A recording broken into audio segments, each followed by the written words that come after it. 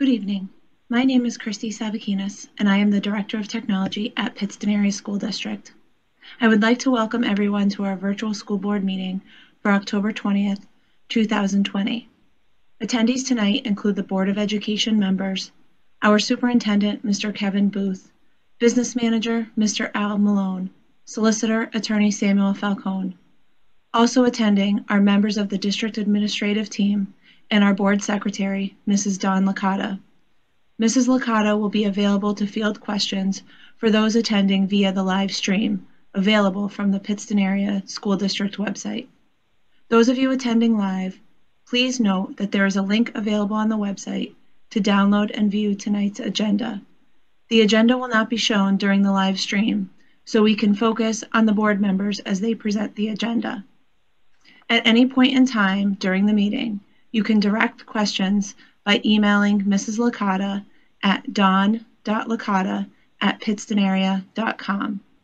Mrs. Licata's email address can also be found on the homepage of the Pittston Area School District website, www.pittstonarea.com. I would like to start the meeting showcasing our fourth grade teachers as they present the Pledge of Allegiance. Please rise and join in with them.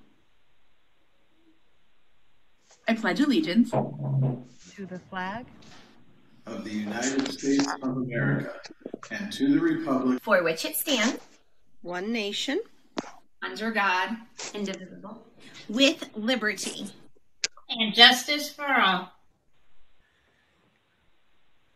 At this time, I would like to turn the meeting over to our school board president, Dr. Frank Serino.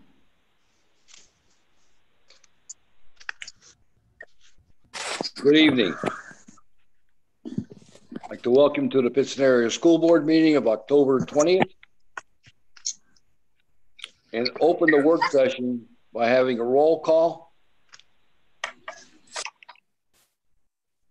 Mr. Anizio? Present. Mr. Crawford? Here. Dr. Cooper? Here. Mr. Knick? Here. Mr. Lawler? Here. Mr. Quinn? Here. Ms. Ricotta? here. Mr. Salvo? Here. And Dr. Serino. Here. At this time, we'll have a report from the superintendent. Thank you, Dr. Serino. Before I begin my agenda, part of tonight's agenda is the refinancing of one of our general obligation bonds, and to just talk us through the process and give us some of the numbers. We have Mike Vind with us today. So Mike, if you could, you have the floor. Thank you, Superintendent Booth. Good evening, everyone. Hope everyone's staying healthy. Appreciate the opportunity to update you guys again. As we did at the last meeting, I sent up a similar memo. And as a matter of fact, since a couple of weeks ago when we went through this, the numbers have changed by a couple $100, and that's it. But as a refresher, we are in a very low historical interest rate environment, which provides an opportunity for the school district to realize some savings by refinancing some of its current outstanding debt from a higher interest rate to a lower interest rate. We're not extending the term. All we would be doing is taking advantage of the current market rates. So for your consideration during the board meeting tonight is a resolution authorizing that refinancing. It would be refinancing the 2012 A bonds and the 2015 bonds. The total amount of the borrowing would be approximately $4,670,000. And it would run through 2026. It's got a very short maturity.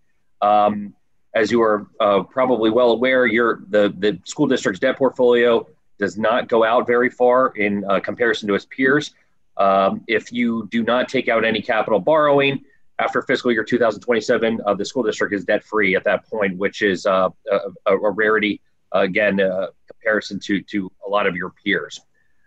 Based on current market rates, net of all costs of issuance, and then plan con adjustments, because you do receive some reimbursement from one of the bonds you would be refinancing, you would save approximately $128,138, which would come in majority in fiscal years 2021 and 2022.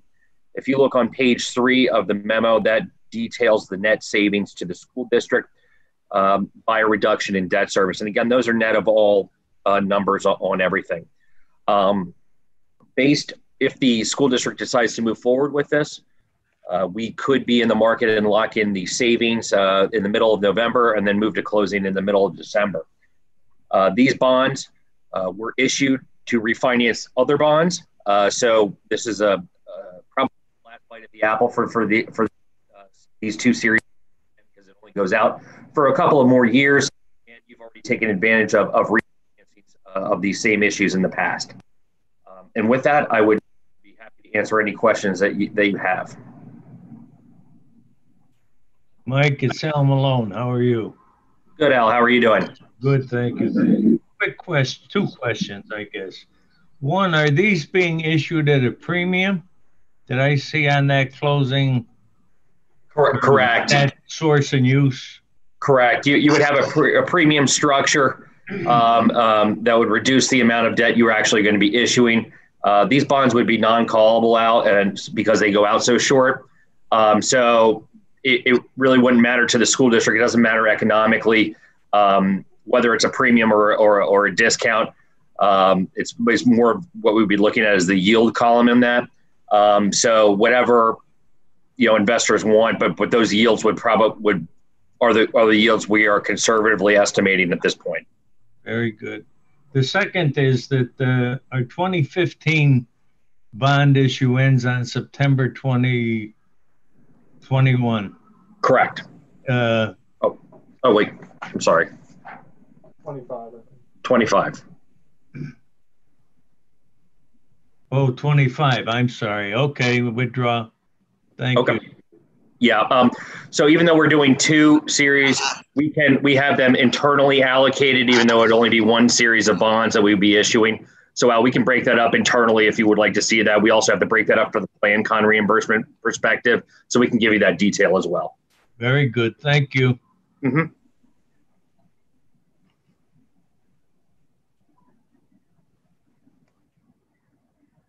Any other questions from the board?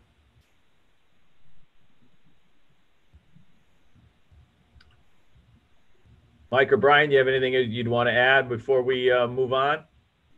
No, I just want to offer, if anybody has any questions on the full resolution, I'm happy to answer those. As Mike mentioned, the resolution really just authorizes everything that he just went through, the new issuance of the debt, everything that we need to do from today to get to closing. It authorizes the filing with the state, and we'll take care of that. But really, I'm happy to answer any questions. It is very similar to the debt resolutions you've seen in the past. I don't have a question, but I have a comment. I'd like to thank both of you for your diligent work on doing this. And it made it easier for us to understand when there's people like yourself that have the inside knowledge of doing this thing. And I think it's worked successfully when you can work with our business manager and help us through it. I thank you. Thank you. Thank you, guys.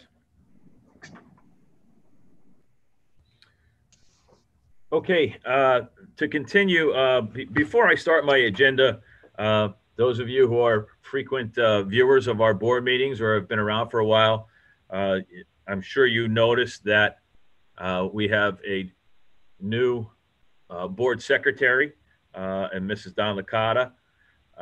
But what I really would like to do is to thank Mrs. Claire Ellen Hoppel for her years of service to the school district and to this Board of Education, and most importantly to me.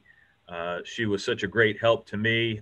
She was always there to put in the long hours that board meetings would take, and no matter what we asked or what I asked of Claire Ellen, she was always there to pitch in and do whatever she can for the students of Pittston area and for this community. And her service to this board and to this school district and to this community was invaluable. I wish her the best in retirement.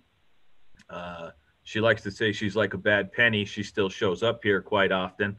So I know we'll still be seeing a lot of her as she helps transition Dawn into her position. So once again, I'd just like to thank publicly Claire Ellen Hoppel for all her years of service and what she's done for Pittston area. I just like to echo that. Certainly. On behalf of the board, obviously our sentiments out to her and for her dedications and diligence in working with us. I know sometimes we made it difficult on her in trying to get all the information out, and she was a real trooper in getting the information to us in a diligent manner. And I do wish her the best of luck. And on behalf of the whole Board of Education, we thank you for your dedication and diligence. Okay, I'd like to bring everybody up to speed and just to inform the public where we are with COVID-19 in the district. As of today, we have had 5 staff members who have tested positive for COVID-19. All of these staff members are at the high school. So based on the guidance that we're getting from PDE and the Department of Health and the recommendation from our own health department, and I'd really like to thank Mrs. Jacobitis and Mrs. Donahue for all the work that they've been doing with their contact tracing and their diligence working with the Department of Health. Based on the number of cases that we had, even though we had a very small percentage of students that were in person learning here at the high school, those cases have made us, based on PDE guidance, and I'm just going to share my screen here quickly.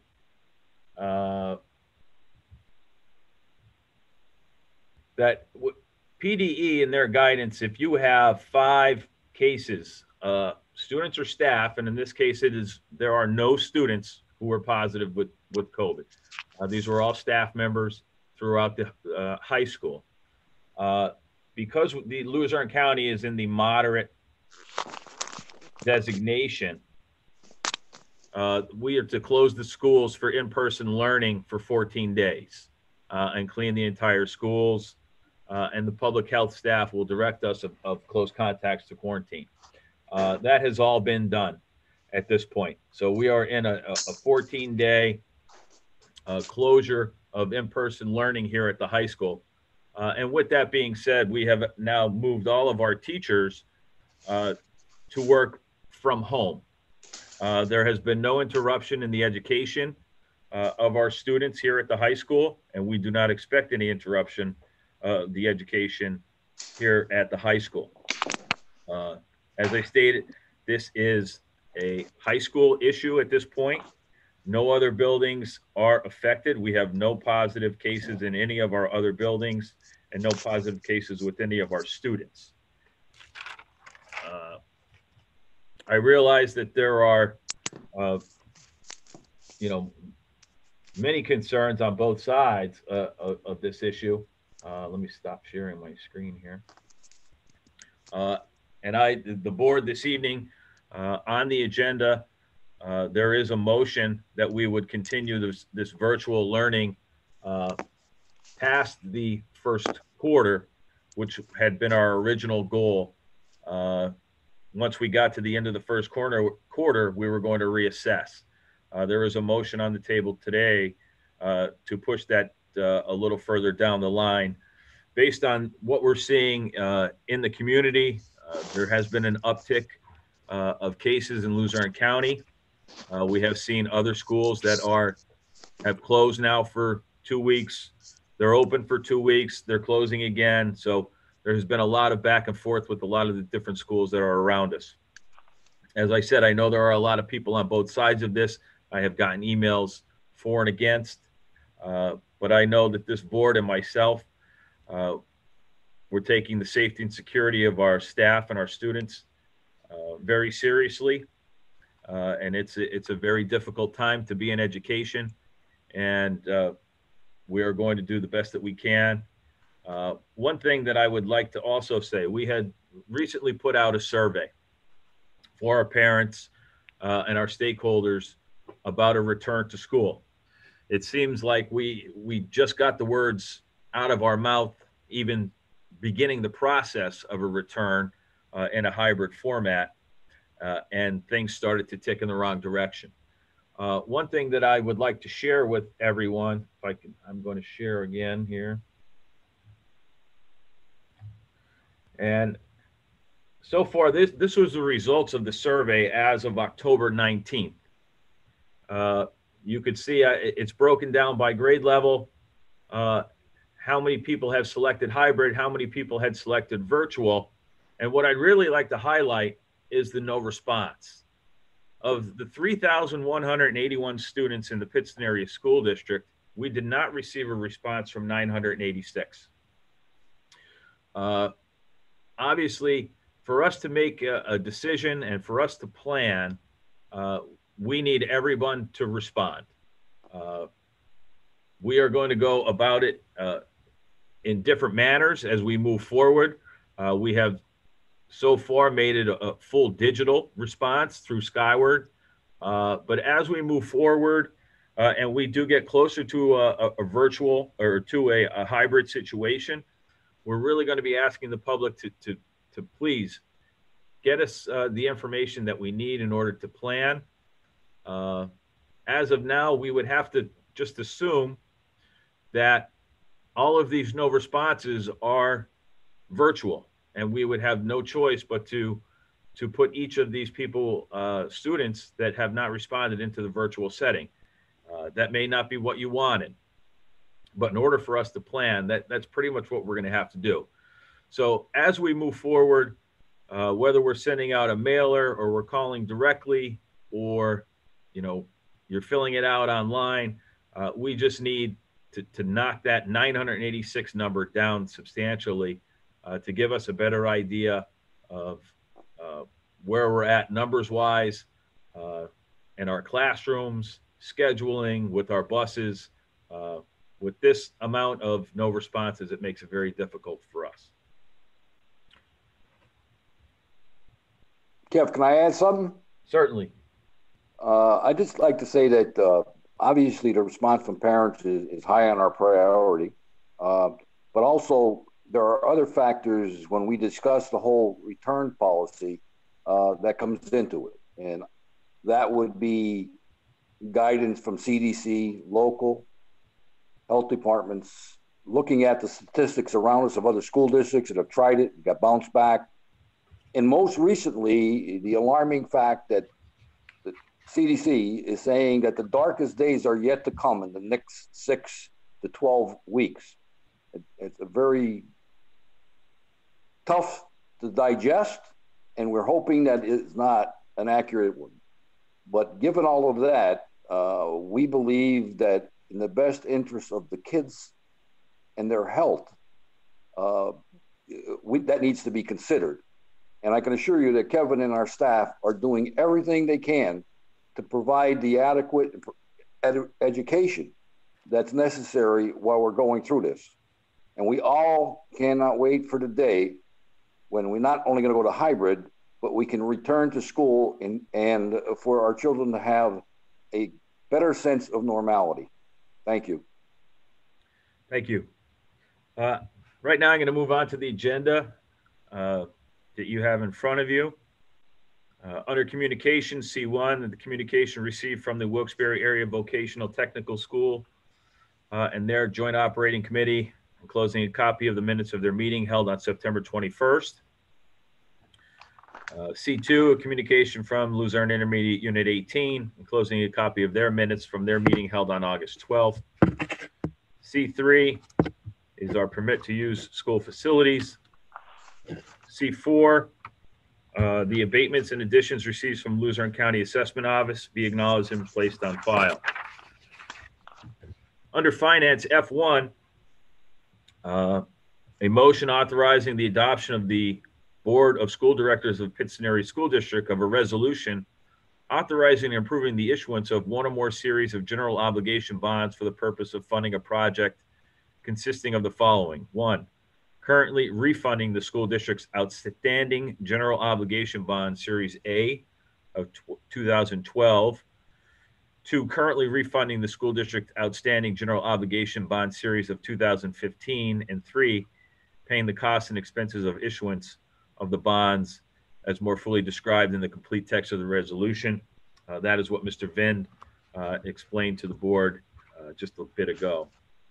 Under general, G1, that the agreement with Burke One to assist in the printing and mailing of the annual homestead farmstead invitation letters to eligible residents that reside within the Luzerne County of the district be approved and placed on file. G2, that the Pittston Area School District enter a co-op agreement with the Old Ford School District to allow Old Ford School District girls to join the Pittston Area swim team for the 2020-2021 school year. G3, that the Pittston Area School District enter into a co-op agreement with Old Ford School District to allow the Old Ford School District boys and girls to join the Pittston Area wrestling team for the 2020-21 school year. G4, that the proper officers of the school district be empowered to execute the agreement with student number 299697 and to carry out its terms and execute such other and further documents and to perform such acts as are appropriate in order to carry out the intention of the agreement. G5, that the proper officers of the school district be empowered to execute the agreement with student number 307063 to carry out its terms and execute such other and further documents and to perform such acts as are appropriate in order to carry out the intention of the agreement. G6, that the proper officers of the district be empowered to execute the agreement with student number 260116 and to carry out its terms and execute such other and further documents and to perform such acts as are appropriate in order to carry out the intention of the agreement. G7, that the Pittston Area School District will continue in the virtual learning model until January 4th, 2021. That concludes my portion of the report. Thank you, Kevin.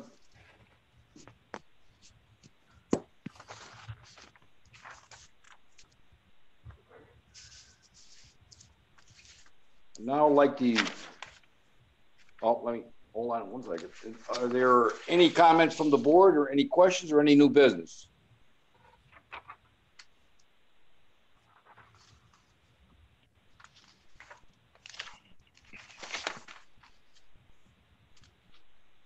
If not, do we have anything from the Wilkes-Barre Area Technical Center, Bruce?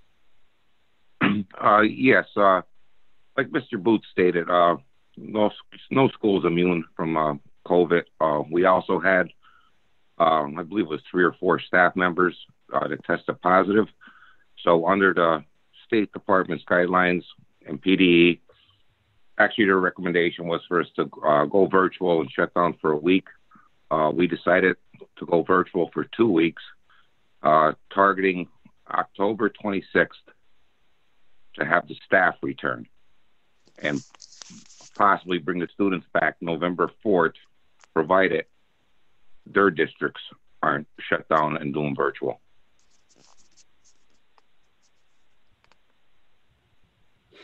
Thank you, Bruce. Anything from the LIU 18, John?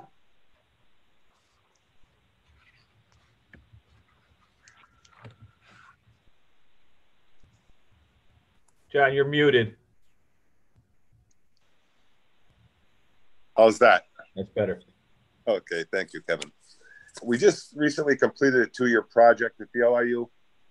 We took over the former Army Reserve building up on Route 315.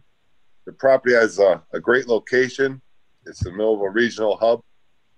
It's consisting of Route 309, 315, and Interstate 81.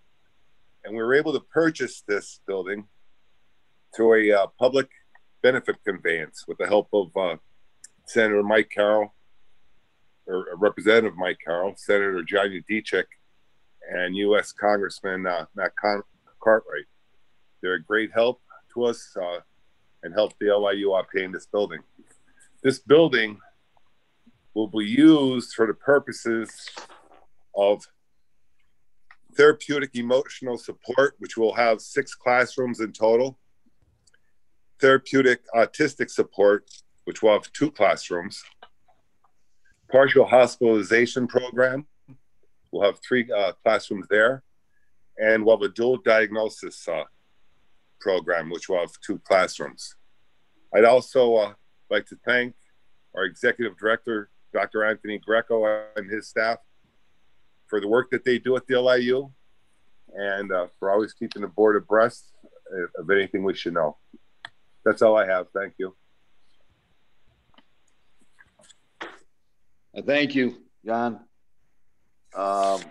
Public input for agenda items? Yes, I have two that have come in, mostly on opening of school from Ben Herring. I'm watching live. There's absolutely no data that backs up keeping school closed because of health concerns. We as parents watch this situation all the time, and we make our own daily decisions concerning our children's health. Give us a chance of making our own decisions. Open school. The CDC has been inconsistent, to say the least. From Jamie Neal, to whom it may concern, do you think we will ever return to regular 5 days a week of school? I'm sure that virtual school is going well for some children, and I'm sure that some parents want to keep their kids home. However, this is not working for others. There are children struggling to keep up. There are children that need in-person instruction. There are many parents who are not able to be home with their children during this time. We are sending our kids to daycare, then trying to do school in the evening. My child is in class for 10 to 15 minutes and then sent off to do independent work. This does not work for many children. The teachers are supposed to be teaching, but are neglecting to do so for a large portion of the day. I do not feel that my children are learning anything. I feel they are just getting by. At some point, we're going to have to live life. We are allowing our children to play sports, contact sports. We are allowing football games with homecoming courts all huddled together, yet we can't allow our children an education in person. This is too much to watch. If I could send my children to private school, I would. If I could stop my taxes being paid to the school and teachers that are not providing an education, I would. I'm certain this email will not be read during the meeting because the truth about how so many parents feel is being stifled. So to whoever actually does read/see this, just know how disappointing it is to be a Pittston area patriot.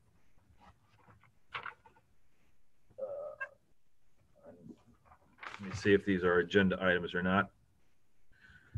Yes, as I fully agree that virtual learning is the best and safest decision at this time. Is there a way to look at the way both the instruction is being presented? I feel that being online all day, every day is way too much for the students. Both of my kids are fatigued. They get headaches and their eyes are extremely tired. Possibly having 3 days of in-person instruction and 2 days of projects or activities to work on could be an option. I feel my kids aren't alone. I understand the importance of contact with their teachers. I really feel it is too much. That was from Angie Krieger.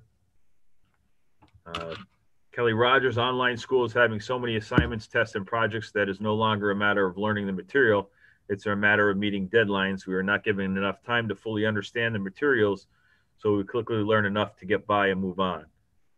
I saw a student post a sentiment the other day on Facebook, and I agree with this statement. I had shared it to my Facebook page, as well as many parents in our district agree that there seems to be very little retention of the lessons. If we plan to continue with the virtual model, how can we fix the system to actually teach the kids the lessons with more retention versus completing assignments by midnight? No name, but why can we have sports still going on and we cannot teach the children? Sports should be shut down with the positive test in the school. That's all the public input for the agenda items. Any other comments from the board? Only thing I can say is we've heard all of those comments that were made. We've looked at it. We discussed it with our union. We discussed it with our teachers.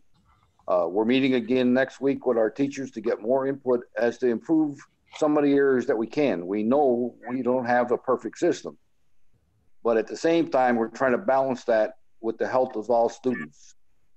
It's easy for some parents to say, move on with life and let's do what we have to do. And our country is truly divided on that issue. But at the same time, there are people like our superintendent and the Board of Education that face the responsibility of what happens with a bad decision. It's not a bad grade. It's not a bad mark that goes to Harrisburg. It's the life and health of our kids. And without having the true knowledge of the long-term effect of this disease, it makes it extremely complicated. But I can assure you, we're going to make every effort to meet what those concerns were and even go beyond. Thank you.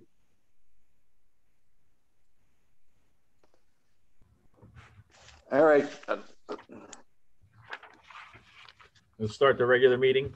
Start the regular meeting. I'd like to call the regular scheduled meeting of the Pittston Area School Board to order, and roll call. Mr. Anizio? Present. Mr. Crawford? Here. Dr. Cooper? Here. Mr. Knick? Here. Mr. Lawler? Here. Mr. Quinn? Here. Ms. Ricotta? Here. Mr. Salvo? Here. And Dr. Serino. Here. The board met virtually on October 19th, 2020 at 6 p.m. for the purpose of discussing personnel. And now would like to entertain a motion to approve minutes of the September 15th, 2020 meeting. I will take a motion. Motion. Roseanne makes the motion. Second. Second. Mr. Salvo, did you make the second? Yes. Okay. Roll call. Mr. Anizio? Yes. Dr. Cooper? Yes. Mr. Crawford? Yes. Mr. Knick? Yes. Mr. Lawler? Yes. Mr. Quinn? Yes. Ms. Ricotta? Yes. Mr. Salvo? Yes. And Dr. Serino. Yes. Now I'd like to move to communications and take a motion that the communications C1 through C4 as presented by the superintendent be acknowledged as received, accepted, placed on file, and ratified where noted. A motion? Motion, Mr. Knick. Motion, Mr. Second, Knick. Mr. Quinn. Second, Mr. Coda. Mr. Quinn. I got that. Roll call. Mr. Anizio? Yes. Dr. Cooper? Yes. Mr. Crawford? Yes. Mr. Knick? Yes. Mr. Lawler? Yes. Mr. Quinn? Yes. Ms. Ricotta? Yes. Mr. Salvo? Yes. And Dr. Serino. Yes. Under finance, that F1 be approved as so read and presented. Motion, Motion Mr. by Anizio. Mr. Anizio. Second. Second, Second Marty on the Quinn. motion. Mr. Quinn. Mr. Quinn. A roll call. Mr. Anizio? Yes. Dr. Cooper? Yes. Mr. Crawford? Yes. Mr. Knick? Yes. Mr. Lawler? Yes. Mr. Quinn? Yes. Ms. Ricotta? Yes. Mr. Salvo? Yes. And Dr. Serino. Yes. Now I'll take a motion that G1 through G7 be approved as so presented and so read. Motion. Motion. Motion. Second. Second. Roll call.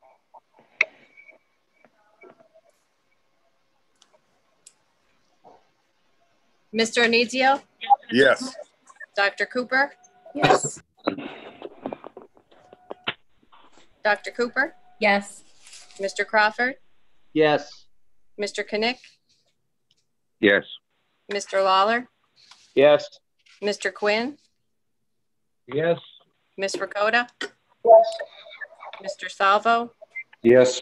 And Dr. Serino. Yes.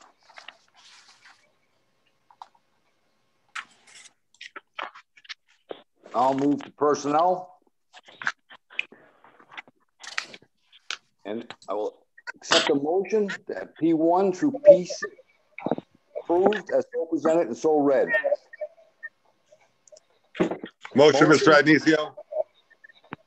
Motion, by John. Mr. Anizio. Second, Mike Crawford. Second by Mike Crawford. Roll call. Mr. Anizio, Yes. Dr. Cooper, Yes. Mr. Crawford, Yes. Mr. Knick, Yes. Mr. Lawler, Yes. Mr. Quinn, Yes. Ms. Ricotta, Yes. Mr. Salvo, Yes. and Dr. Sereno. Yes.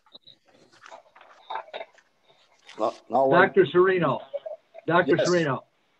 I think the board should thank Mr. Blaskowitz for the years that he's been working with our kids at the school, with the sports. We're certainly going to miss him. Thank you.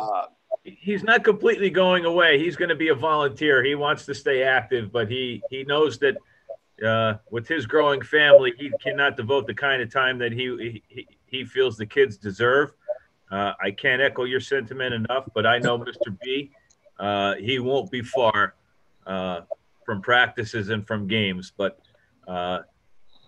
he made a very tough decision that he wanted to spend the time with his family, and I can't fault him for that. But He's done an excellent job for us. yes, he has. I'd like to comment on that. He's a very dedicated person and always kept kids first. And that's an integral part in the teaching coaching process.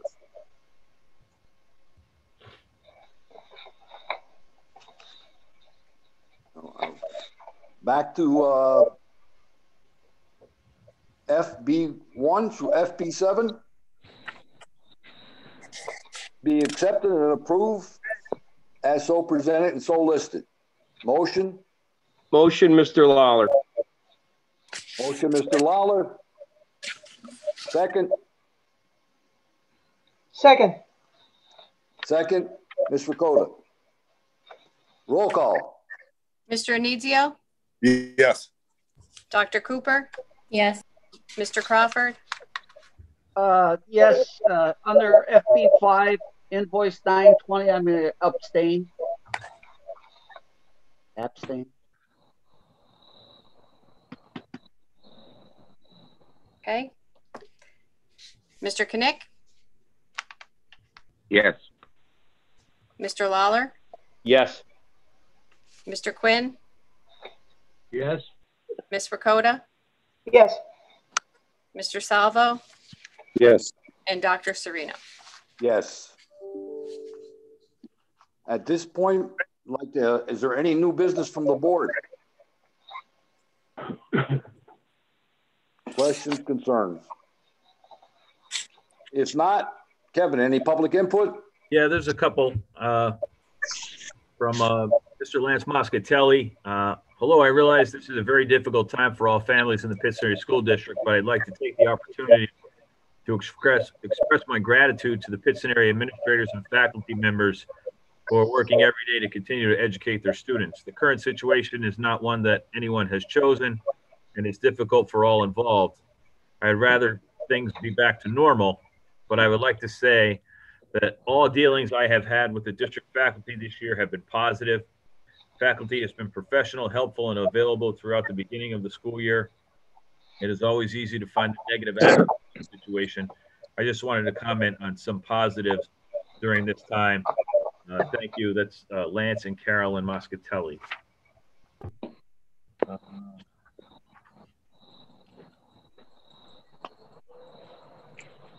Any other comments? Yes, there are a couple more. Now that you voted on, can someone present the verified statistics that are governing your decision in the next meeting in respect to full transparency? That would be the right thing to do. From Ben Herring. Rachel Jackson, has Pittston area considered the hybrid option that a lot of school districts are using, in which students are divided into two groups, Group A and Group B, in which Group A would attend in-person learning on Mondays and Tuesdays, and other days will be virtual. Wednesday would be 100% virtual, so that deep cleaning of the schools can occur between Group A and Group B, in which Group B would attend in-person learning on Thursdays and Fridays. Other days would be virtual. I believe this hybrid would be easier for parents and students as they would attend 2 days in person back to back. Additionally, I believe this would be safer for students as there would be deep cleaning that would take place between the two groups of students. We have definitely talked this through quite often with our administration, and it's not something that we're going to completely get away from. As I said, as we move closer to a hybrid situation, we're going to, look at every aspect of this. One of the misconceptions, though, is that no cleaning is done, on certain nights, and that nothing could be further from the truth. Our maintenance staff are cleaning our buildings every night. So it's not so much as the day that they're not here is a super deep clean. Our buildings are cleaned every night. It's more of the time in person with the teacher and the gap that would be of not being live with the teacher that we're taking into account. But everything will be on the table when we decide to go back to hybrid. So thank you for your input there. Rebecca Moore, I would like to express my concern for cross-contaminating buildings. The high school was closed, but we still have people visiting the open buildings from the high school. It should not matter whether or not these people tested negative. They could become positive following their test. Nobody from each other's building should be in any other choir but their own. As I stated earlier, we followed all the contact tracing guidelines from the Department of Health. Any individuals that had close contact with the positive case were directed to quarantine. So I don't feel that there would be any cross-contamination between the buildings at this time. From Jeff Bauman, good afternoon, board members and administration. I hope you are doing well and being safe and healthy, that you are faring okay amid this odd and confusing health crisis. I appreciate your time and volunteering for the position as an elected official. It's not easy, but one thing is important: communication. I'm reaching out to you about two issues, both that address the community and one that addresses the current state of meetings. I kindly ask a response so I can too be a part of educating the community on their issues. First, I have heard so many stories from teachers, district employees, and community members that a vote is on the table to bring a hybrid model of learning. Many had it at as early as October 26th. Given the recent uptick in COVID-19 cases in the Pittston district footprint, I do not think this is wise. I believe that keeping the plan of reassessing after the first quarter is the best course of action to take. This will allow data to be consulted given the full surge, for lack of a better term. I believe that communication is key. Alerting the community to outbreaks in a district is important. I know there is no commenting on particular employees of the district or, more importantly, students. It is still necessary to share what the status is of positive cases stemming from district-sponsored events, sports gatherings. The community needs to be aware of where COVID-19 is coming from and how it is impacting our community. That being the case, if hybrid model is on the table, I would wonder how the sanitation of rooms will be handled in the higher grades, who will be responsible for cleaning desks, contact surfaces, and such. Since in the middle school and high school students change classes, does that liability come to the teachers? What if the teacher doesn't clean it well enough? What if they miss a spot trying to get this done fast? Can they teach their hybrid class? How will students be monitored for compliance to COVID-19 guidelines? There is not a larger amount of people or staff to police these issues and keep everyone safe. What is the movement plan for the hallways? Will there be one way, as many stores or churches do? How do you keep students distant at lunch? How do you stop them from yelling and keeping thing more subdued to mitigate the spread?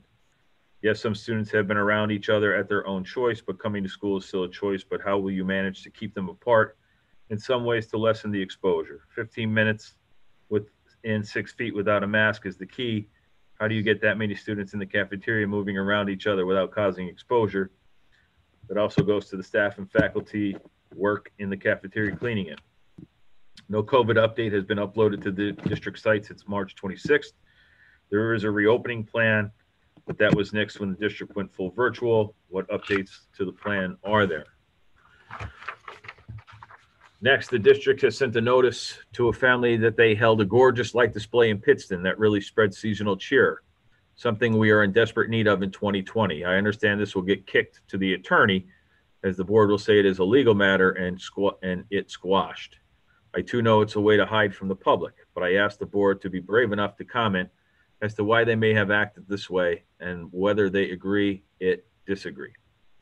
The school hosts proms, formals, dances, performances, sporting events, SAT, craft fairs, fundraisers, food distributions, community meetings for different community events. What about the liability for the Yatesville Borough to use the grant-funded garage on school property? What about parents practicing on their own time baseball or softball on the fields in Hughestown? The light show is no more a liability than people walking the track. I myself am one that enjoys this in my fitness journey. By having this access, I have been able to achieve goals I never thought possible. What about using the tennis courts, practicing driving with their mother, father, and uncle in the parking lots? No more liability than hosting hundreds of cars for a drive-through trunk or treat. Am I right?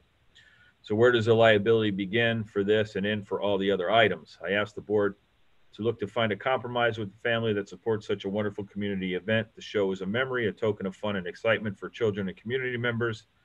So there must be an even ground. Why not try and find that? The family cannot legally fight this. So it seems the district just wants to make them go away. Please look at how the district could give the members of a community that so desperately needs some joy that chance. Let's be a little nicer.